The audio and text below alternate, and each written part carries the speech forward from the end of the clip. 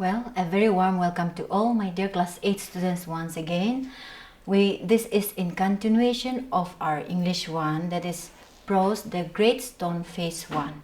In the previous class, we have completed half of our story, and today we will be continuing with what we are left with.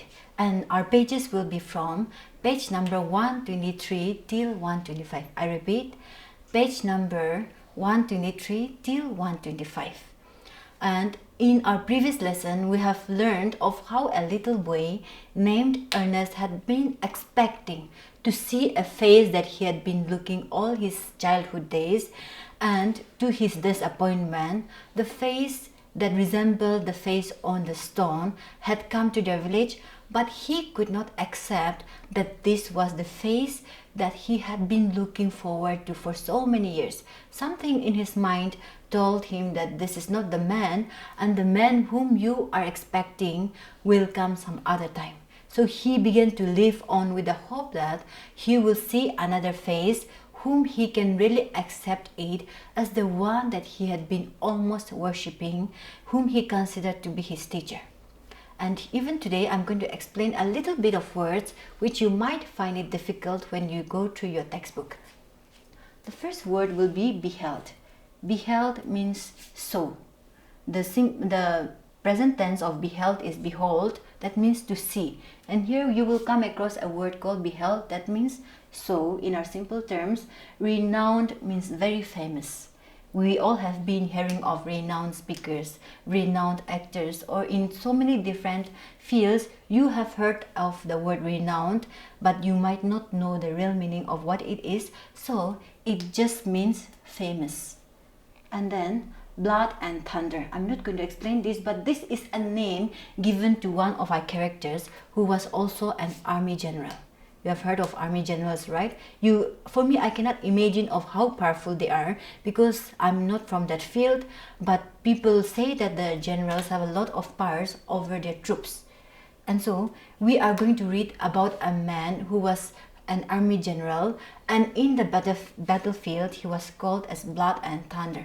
That means he must be very brave, very powerful, and very strong. This is the story that we are going to be dealing with. And in continuation with the previous one, I'm sure you have your textbooks with you.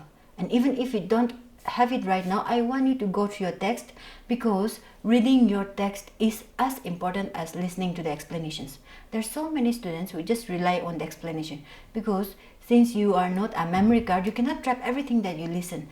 But what you have to do is going through your text will help you understand the explanations better. That is why I always recommend my dear students to go through the text. Textual questions that your teachers give are important, but more important than that is going through the textbook. You will also improve your reading skills, plus you will get a better knowledge of what the story wants to teach you. And this is what I want all of you to keep in your mind. So, in the previous class that we did, we saw that our young boy expected somebody, but the person who came was not to his expectation. It's not that he did not like this person or anything like that, but his mind could not expect. The look on the face could not make him accept that this man was the person whom he had been looking for so long. So he began to live with the hope that he will surely see another man and not this man.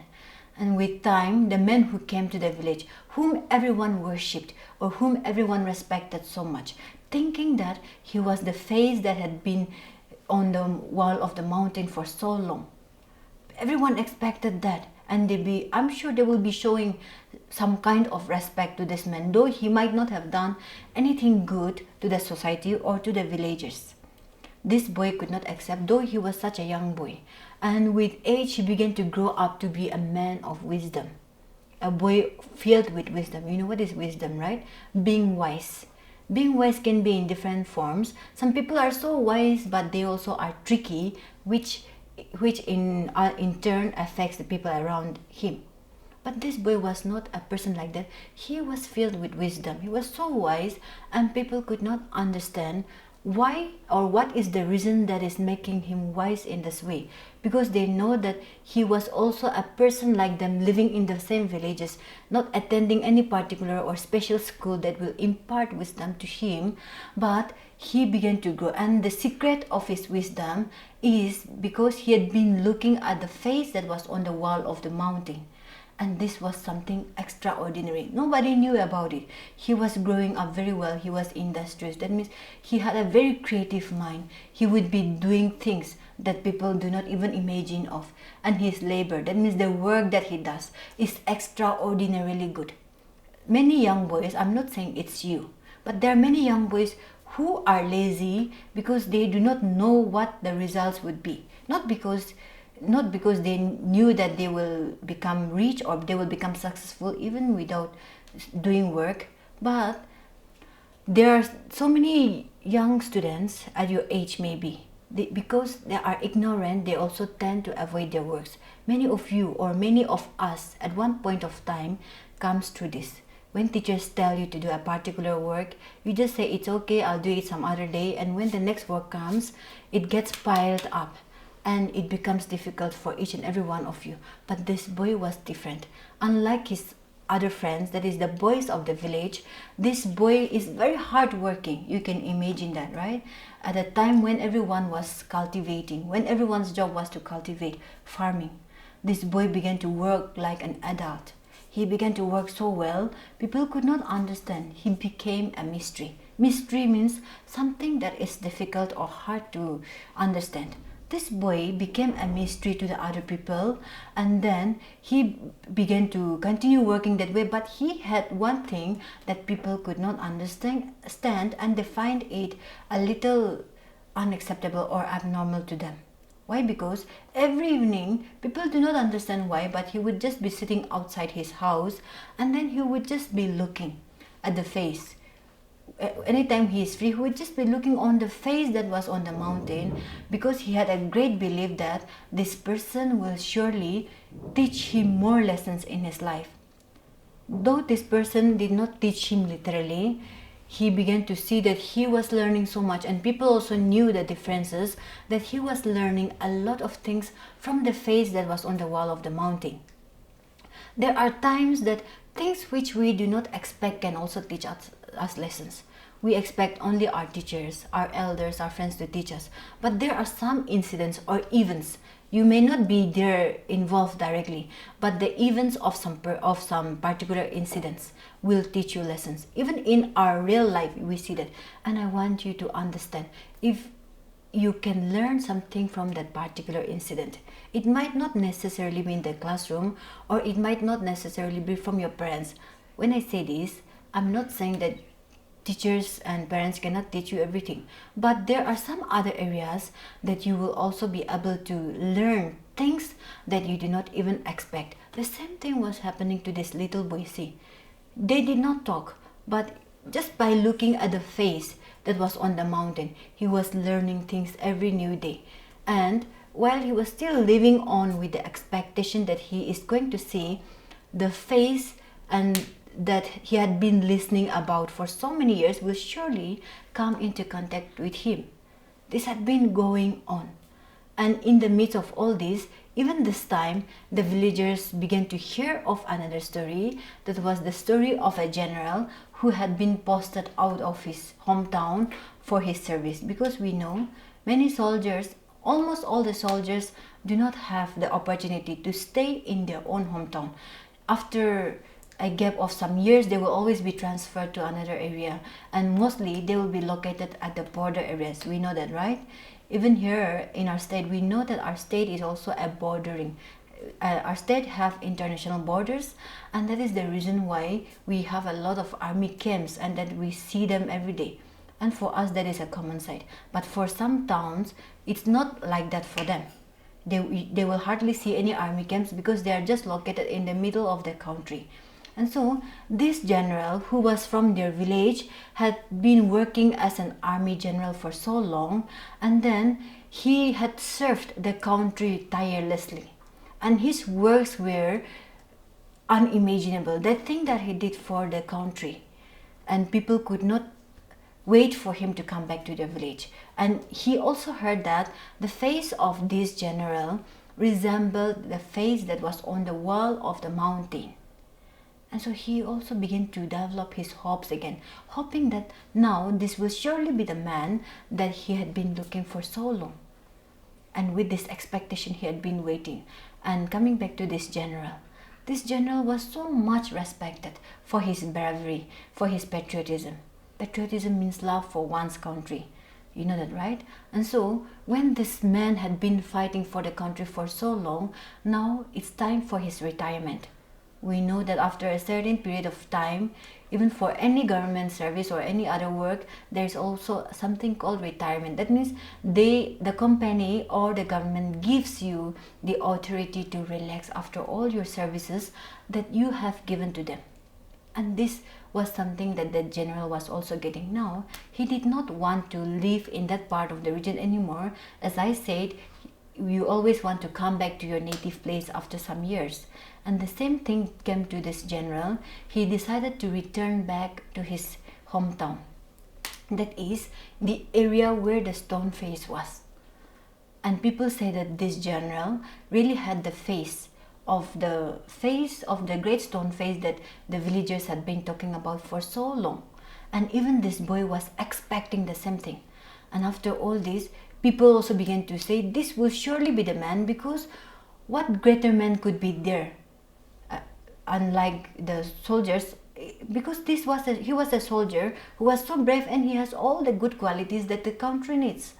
And people think that this will surely be the face, because not only the face, but even the work that he did was really commendable. And they were all believing that this will surely be the face. And people began to talk about him for so long, like the face of the old man who came. And by this time, the man who came earlier in our previous class, we knew that there was a rich businessman who came.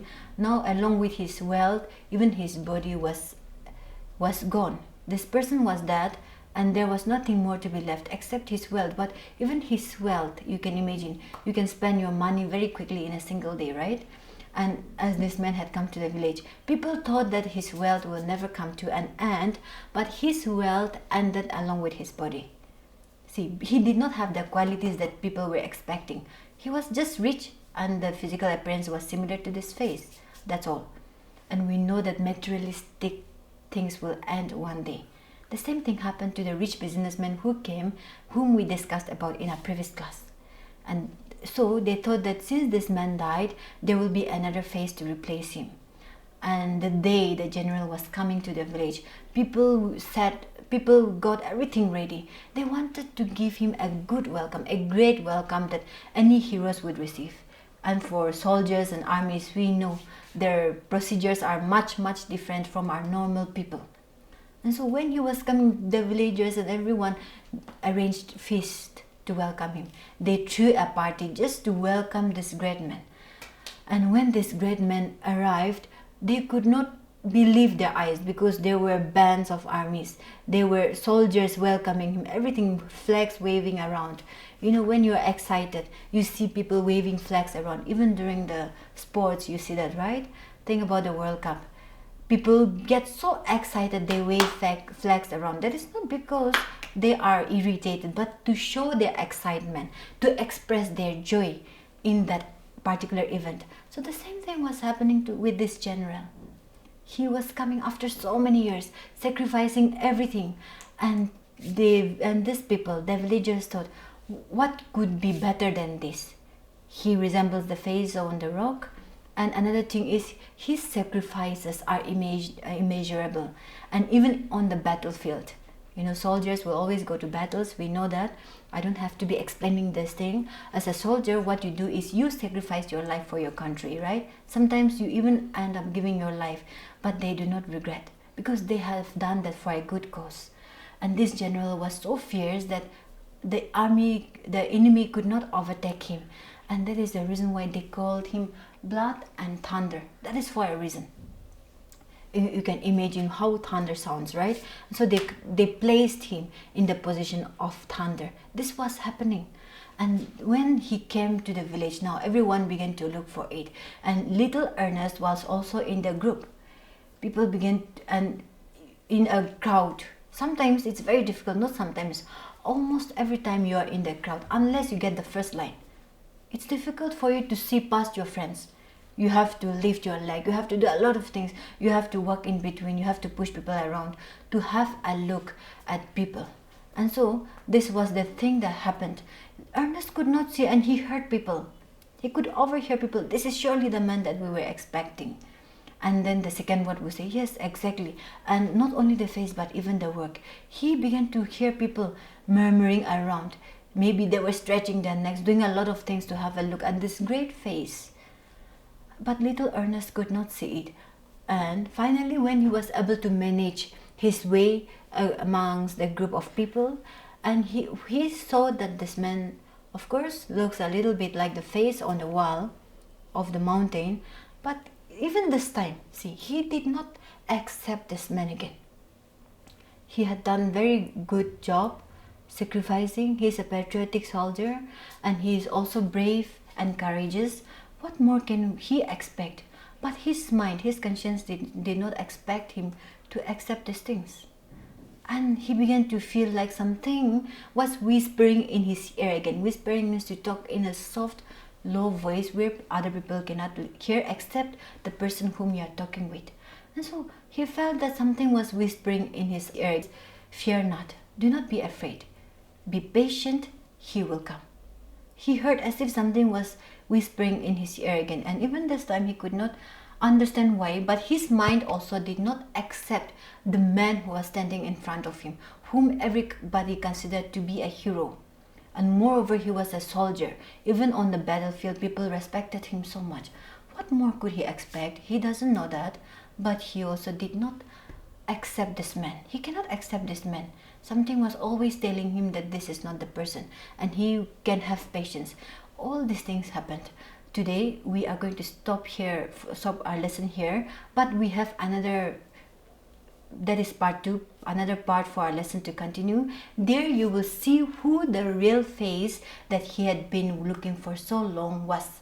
And I'm going to tell you that if you want to know more on who that exactly is, you can even read ahead of me so that it will be easier for you to answer instead of making guesswork anytime I come back to teach you.